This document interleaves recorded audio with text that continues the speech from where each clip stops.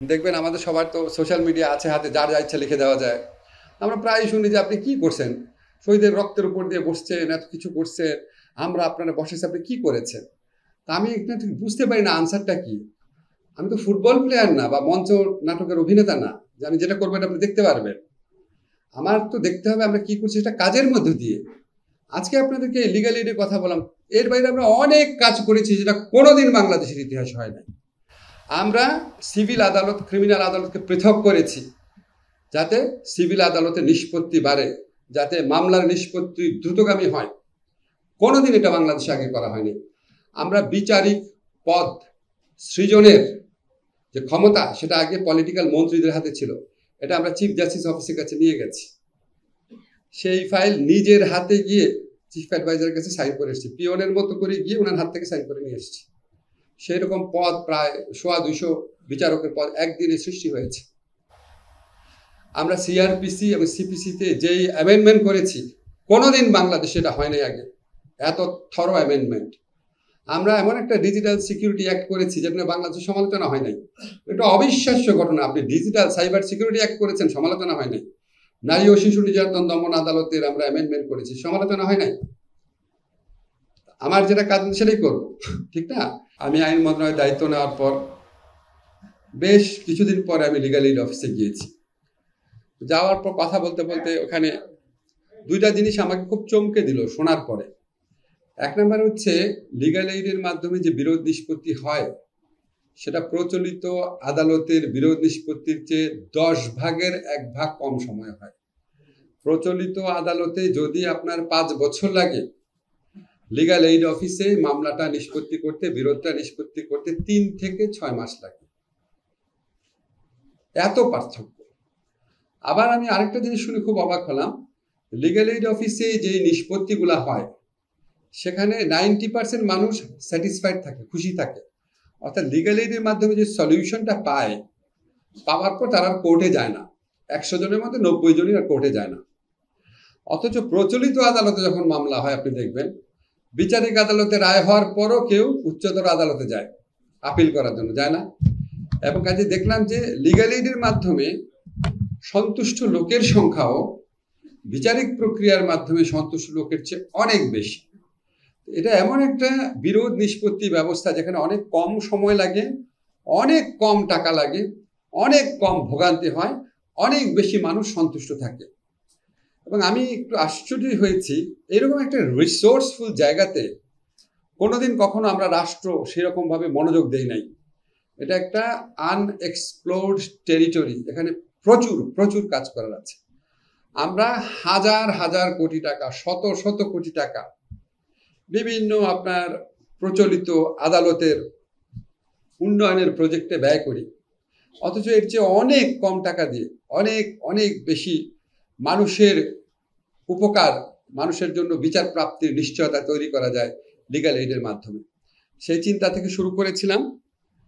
তারপর আমরা লিগাল এইডের অ্যামেন্ডমেন্ট করলাম, নিজের কথা বললাম, কিন্তু এই কাজটা হচ্ছে আমাদের আইন মন্ত্রণালয় সবার, আমাদের যে লিগাল এইড সার্ভিসেস অ্যাসোসিয়েশন আছে তাদের সবার।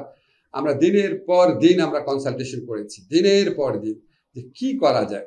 তা আপনারা একটা জিনিস লক্ষ্য করে দেখবেন, আমরা কয়েকটা জিনিস নতুন করেছি বাংলাদেশের ইতিহাসে। সেটা হচ্ছে লিগাল এইড আগে কখনো ম্যান্ডেটরি ছিল না, বাধ্যতামূলক ছিল না। এবার আমরা মামলার জট কমাতে বাধ্যতামূলক করেছি, আপনাকে প্রথম লিগাল এইডে যেতে হবে। সেখানে যাওয়ার পর যদি আপনি অসন্তুষ্ট থাকেন, then of course you can come to the court, no problem, but প্রথমে লিগাল এইডে যেতে হবে। এটা আমরা করেছি, 1 নাম্বার পরিবর্তন। 2 নাম্বার পরিবর্তন হচ্ছে লিগাল এইডে কোন সমস্ত মামলার ক্ষেত্রে আপনাকে অবশ্যই যেতে হবে, এরকম 11 ধরনের আইন আমরা সুনির্দিষ্ট করে দিয়েছি। অগ্রক্রয়ের কথা শুনেছেন, ফ্যামিলি ম্যাটার্সের কথা শুনেছেন, তারপর বন্টনের কথা শুনেছেন। আমরা 11 রকম মামলা নির্দিষ্ট করে দিয়েছি। এখানে আরেকটা মামলা আছে যেটা প্রচন্ড মামলা হয়, সেটা চেকের মামলা, আপনারা জানেন, সেটাও আমরা সুনির্দিষ্ট করে দিয়েছি। এটা হচ্ছে সেকেন্ড পরিবর্তন। আর থার্ড হচ্ছে, আগে লিগাল এইড করতে হচ্ছে একজন সিনিয়র সহকারী জাজ। এখন সিনিয়র সহকারী জাজ থাকবেন, ওনার চেয়ে একজন সিনিয়র থাকবেন, জয়েন্ট ডিস্ট্রিক্ট জাজ থাকবেন, এবং একজন রিটায়ার্ড ডিস্ট্রিক্ট অ্যান্ড সেশন জাজ থাকবেন। আমরা চিন্তা করে দেখলাম আমাদের যারা রিটায়ার্ড ডিস্ট্রিক্ট অ্যান্ড সেশন জাজরা আছেন ওনারা ফিজিক্যালি অনেক ফিট থাকেন এবং ওনারা খুব রেসপেক্টেড। সারা জীবন আপনার জজিওতি করে রিটায়ার করেছেন, তো ওনাদেরকে আমরা কেন ইউজ করবো না? সো নাইস অফ দেম, ওনাদের ধন্যবাদ। অল্প কিছু টাকার বিনিময়ে ওনারা আমাদের এই প্রজেক্টের সাথে ইনভলভ হয়েছেন।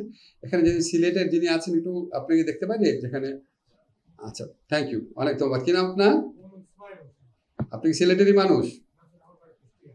আচ্ছা ঠিক আছে, সিলেটের কাউকে পাওয়া গেল না? আচ্ছা বসেন, ঠিক আছে আপনি করেন।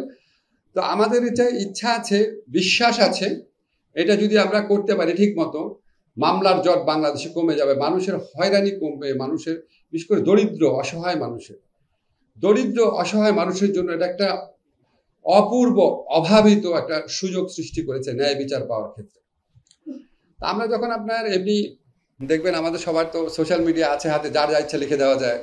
আমরা প্রায় শুনি যে আপনি কি করছেন, শহীদের রক্তের উপর দিয়ে বসছেন, এত কিছু করছেন, আমরা আপনারা বসেছি, আপনি কি করেছেন? তা আমি একটু বুঝতে পারি না আনসারটা কি। আমি তো ফুটবল প্লেয়ার না বা মঞ্চ নাটকের অভিনেতা না যে আমি যেটা করবো এটা আপনি দেখতে পারবেন। আমার তো দেখতে হবে আমরা কি করছি, এটা কাজের মধ্য দিয়ে। আজকে আপনাদেরকে লিগ্যাল এইডের কথা বললাম, এর বাইরে আমরা অনেক কাজ করেছি যেটা কোনোদিন বাংলাদেশের ইতিহাস হয় না। আমরা সিভিল আদালত ক্রিমিনাল আদালতকে পৃথক করেছি যাতে সিভিল আদালতের নিষ্পত্তি বাড়ে, যাতে মামলার নিষ্পত্তি দ্রুতগামী হয়। কোনোদিন এটা বাংলাদেশে আগে করা হয়নি। আমরা বিচারিক পদ সৃজনের যে ক্ষমতা সেটা আগে পলিটিক্যাল মন্ত্রীদের হাতে ছিল, এটা আমরা চিফ জাস্টিস অফিসের কাছে নিয়ে গেছি। সেই ফাইল নিজের হাতে গিয়ে চিফ অ্যাডভাইজারের কাছে সাইন করে এসেছি, পিওনের মতো করে গিয়ে ওনার হাত থেকে সাইন করে নিয়ে এসেছি। সেই রকম পদ প্রায় 100-200 বিচারকের পদ একদিনে সৃষ্টি হয়েছে। আমরা সিআরপিসি এবং সিপিসিতে যেই অ্যামেন্ডমেন্ট করেছি, কোনোদিন বাংলাদেশে এটা হয় নাই আগে, এত থরো অ্যামেন্ডমেন্ট। আমরা এমন একটা ডিজিটাল সিকিউরিটি অ্যাক্ট করেছি যেটা বাংলাদেশে সমালোচনা হয় নাই। এটা অবিশ্বাস্য ঘটনা, আপনি ডিজিটাল সাইবার সিকিউরিটি অ্যাক্ট করেছেন, সমালোচনা হয় নাই। নারী ও শিশু নির্যাতন দমন আদালতের আমরা অ্যামেন্ডমেন্ট করেছি, সমালোচনা হয় নাই। আমার যেটা কাজ সেটাই করবো, ঠিক না? কারণ আমি যখন ঢাকা ইউনিভার্সিটিতে এনভায়রনমেন্টাল ল পড়াতাম, তো এনভায়রনমেন্টাল ল যদি আমি খারাপ পড়াতাম তখন মানুষ প্রশ্ন করতে পারতো যে এনভায়রনমেন্টাল ল পড়ান না কেন।